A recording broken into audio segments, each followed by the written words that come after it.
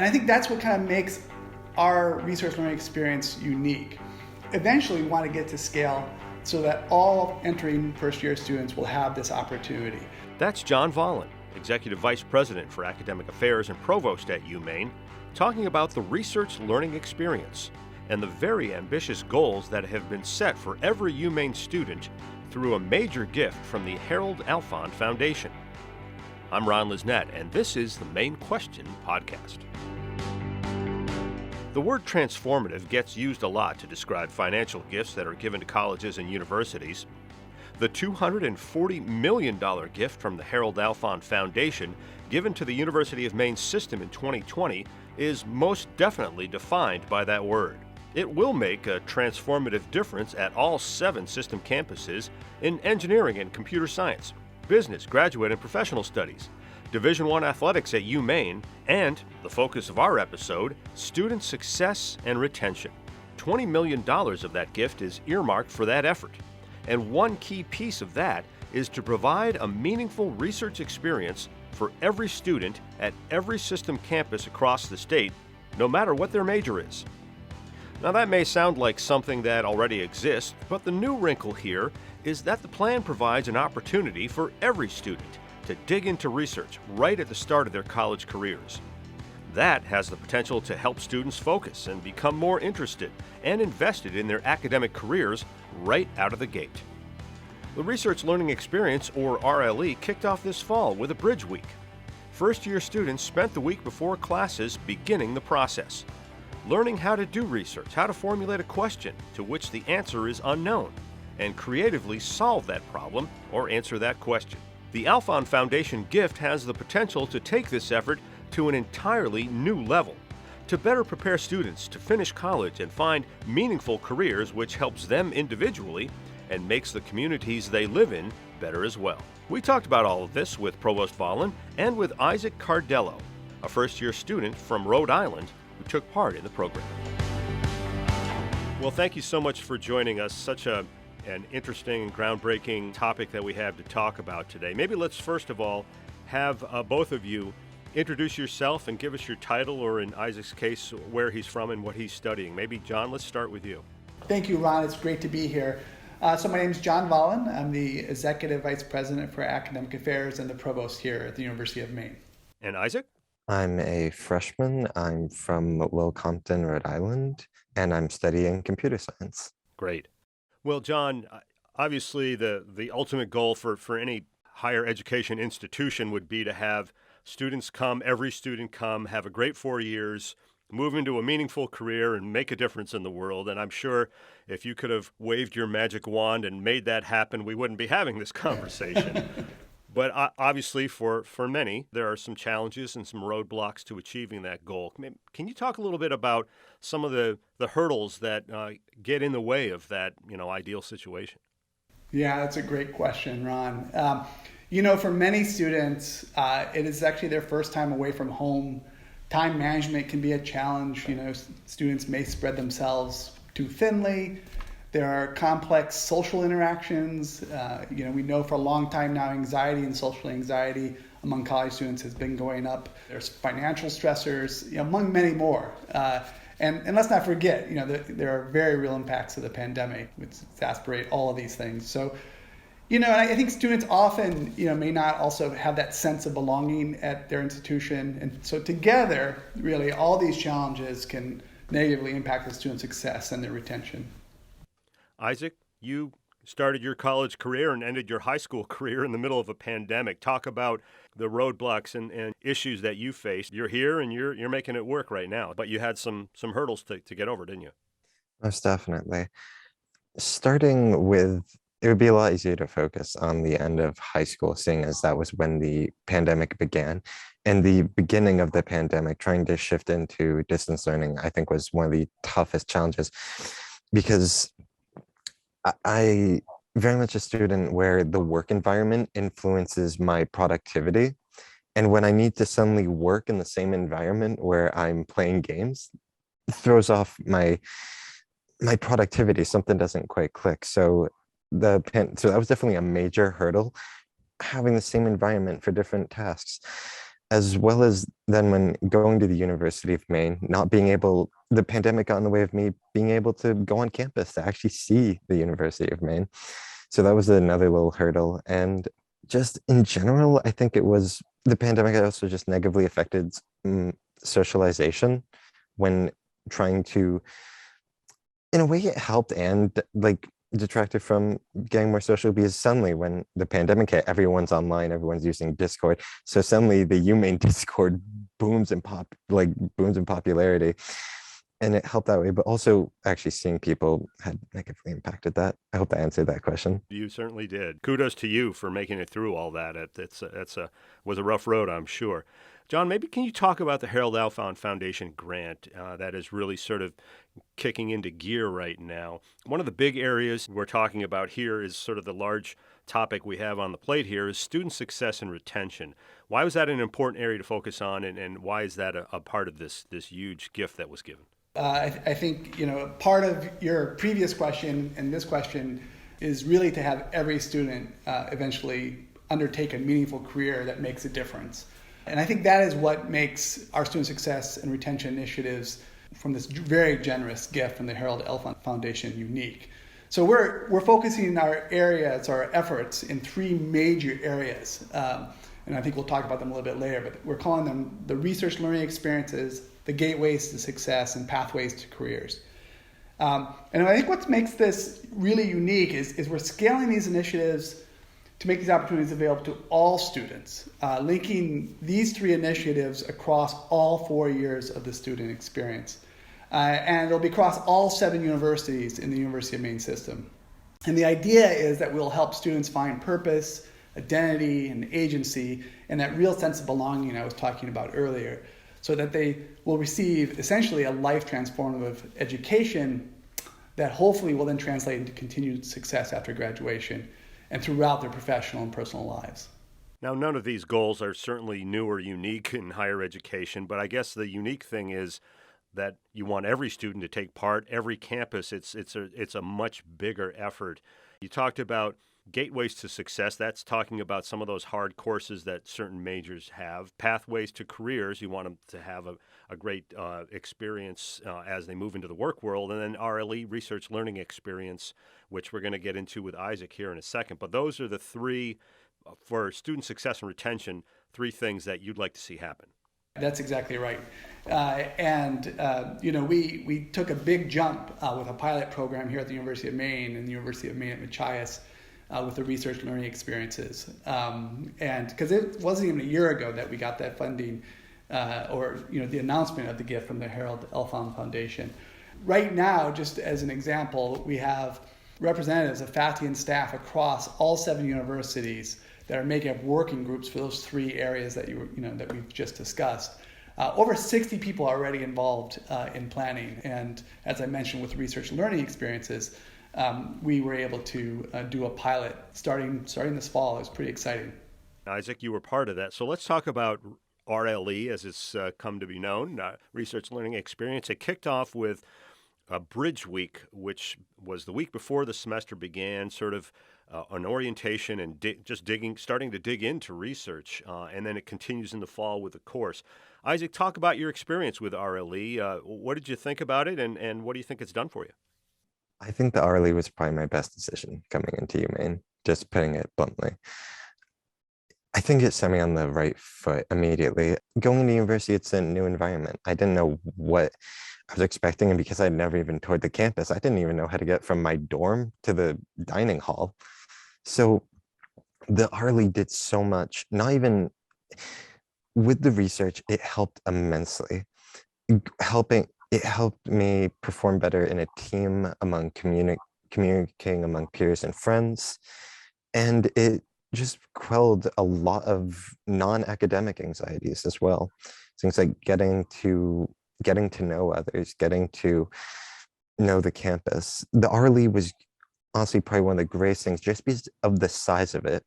When you break off into those classrooms and you're put into groups of 4 or 5 kids, it's a lot easier to make friends than when the 9,000 other kids come and then suddenly you're not part of this little community. Suddenly you're in an ocean. That's a great metaphor right there. John, I mean, that must be music to your ears to hear that. The intent of the RLE is, maybe you can talk about this. Does being involved in research just bring more meaning, more context to whatever a student might be studying? Is that sort of the idea here? There's no doubt about it. And that was music to my ears. And Isaac, thank you for that. Across the U.S., at liberal arts colleges and research universities, et cetera, often by the junior and senior years, students start to get into a research learning experience, an internship, a independent study, something like that. And it takes time. It takes time for those students to be able to meet professors, really have an understanding of where they might want to go. And I think that's what kind of makes our research learning experience unique, is that we eventually want to get to scale so that all entering first year students will have this opportunity. And I'll talk a little bit about that in a second, but when getting back to your specific question, research is really, it's a mindset. It's training those kind of creative and analytical skills early is very beneficial to students in the long run. And so we want our students to be able to explore what interests them, or perhaps has the potential to interest them as early as possible, to give them that exposure, because really, honestly, the more trial and error of opportunities they have to find topics and fields they're passionate about, the better. And kind of tackling problems with no clear answers better prepares students for those later internships and later careers and overall in their lives overall. I do want to just talk about the RLE a little bit, about how that got developed, because I want to put it in context. Here we are a year into the pandemic, so last April, and we sent out a request for proposals to our faculty and staff saying we would like to try to pilot these research learning experiences for our first and second year students. We decided to do their second year students because those current first year students last year were deep in this pandemic, and we wanted to see if we could develop some of these courses. Our goal was to get upwards of 10% of our first year students and second year students, and so the faculty and staff really responded. We ended up having over 30 courses that the students are currently in right now. These are 1-credit experiences that are running this fall. They're free for all students. There's one course in Machias, around 30 courses here at the University of Maine, and over 300, so over 10% of our first year students signed up for one of these RLE experiences. And what was interesting is it was that Bridge Week that Isaac was talking about was a real coming together between academic affairs side of the house and student life. So hopefully it was also a fun week, but 6 faculty members from various disciplines. So we're talking from the biophysical sciences, the social sciences, the engineering, the humanities, and business all came together during the summer, these 6 faculty, to help develop kind of a foundation for students, because that's why a lot of students don't take these kind of research experiences till their junior or senior years. They actually don't have those kind of foundation, and they don't have the connections to the faculty that teach these courses. And that was kind of the idea behind all this. Because this extraordinary faculty and staff here, we were able to pull it off. And it'll be very interesting. We will be studying and assessing this, and it will be interesting to see how it continues, not only for this semester, but as we begin to scale it across all universities in the system. Isaac, you talked about how it benefited you, and a lot of it was not academic. It's the social part of it. But maybe talk about the research you did. What was your project? What was your goal? And has it helped focus your direction in any way? When our group got assigned, we had decided upon, because we were all admittedly a bit filled with anxiety, we wanted to focus on mental health within college. That was like the general theme. And then with that, how do we specify that to the University of Maine? And so we first started with just basically, we scoured the internet for any sources on how anxiety, ADHD, or ADD affect your performance within college, especially as a freshman. And then what had happened was we decided, because UMaine has a bunch of mental health resources, being able to find those resources, UMaine is a huge website. There are sublinks of sublinks of sublinks. It's sublinks all the way down. And so what we decided was, let's not only make a visually appealing poster with some neat information on how to help relieve anxiety, or you how you're feeling right now is affecting you. Let's also put it in an easy to see format online. And that was where the website part came in. Has that experience given you a direction of something you'd like to explore in your academic career? Most definitely.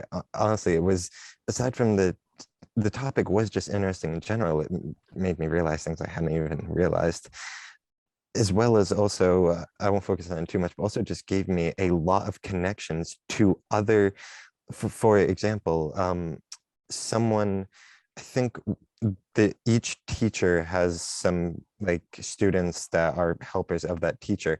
One of them is like a assistant to a professor in the bio college. And I got connected to the bio college professor. So now I'm going to be working on a project with the bio college, which I never even thought I would be doing, but it's suddenly a new interest. Those are those connections that you never know how they're going to work, but really can just be such great experiences. John, we talked about just briefly the other parts of the student success and retention, and that's gateways to success and pathways to careers. Now, gateways to success, a lot of that hinges around these very core courses. For an engineer, it might be statistics, or I'm not sure what, but the courses that you have to have and be successful at, or you're not going to make it further into that particular major. That and then from there, segueing into a meaningful career. Those are the other two legs of the stool here, basically. That's exactly right, Ron. So as you mentioned, those gateway courses, sometimes they're called killer courses. There's lots of names for them, but often those are those large introductory courses that some students will actually have a tough time. Some are coming from smaller high schools, et cetera, and they're in this classroom with maybe 200 or 300 students.